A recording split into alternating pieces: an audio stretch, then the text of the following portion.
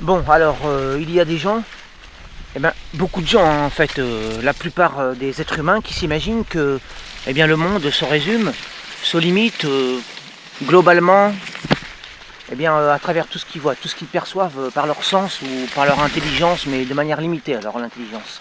Parce qu'en réalité, le monde, le monde est infiniment, je dis bien infiniment plus vaste. Le monde sous tous ses aspects, je veux dire, est infiniment plus vaste que ce qu'on en perçoit et que ce qu'on en croit en général.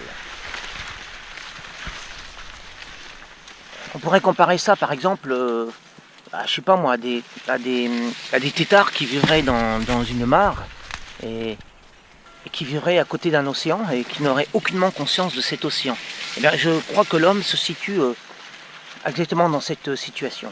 Alors nous sommes par exemple, pour prendre un exemple fameux, au bord de l'infini, hein, le cosmos, au bord des étoiles, des galaxies, et puis nous savons qu'il y a c'est un quasi infini, mais nous nous limitons parce que nous sommes formatés euh, sur tous les aspects, hein, politiquement, socialement, économiquement, etc.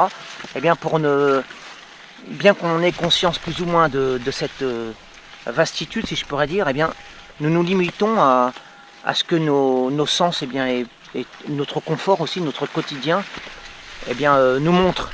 Hein. À partir du moment où on ne peut pas toucher ce qui n'est pas accessible, nous avons tendance à ignorer ces espaces inaccessibles. Et alors, je disais bien sous tous ces aspects, c'est-à-dire que le monde pour moi a des dimensions multiples, diverses et inimaginables. On n'imagine même pas ce qu'il peut y avoir derrière la porte. Que ce soit la porte du visible, du matériel ou la porte de l'invisible. Et beaucoup de gens se limitent donc à leur quotidien, voire même un peu plus, mais guère plus, alors qu'ils ont réellement l'infini à explorer, quasiment l'infini, oui, on ne peut pas dire l'infini. Des infinis, il y a plusieurs infinis. Hein, l'infini matériel, spatial, et puis l'infini des mondes ailleurs, et puis des formes de monde, des formes d'univers. Ouvrez-vous l'esprit, regardez autour de vous, laissez votre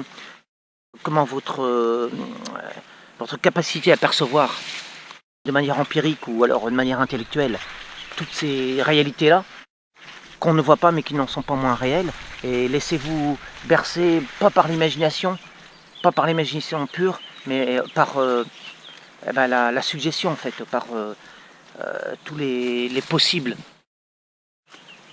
par toutes les analyses possibles que vous pouvez concevoir, parce que je vais vous dire que la réalité est encore beaucoup plus vaste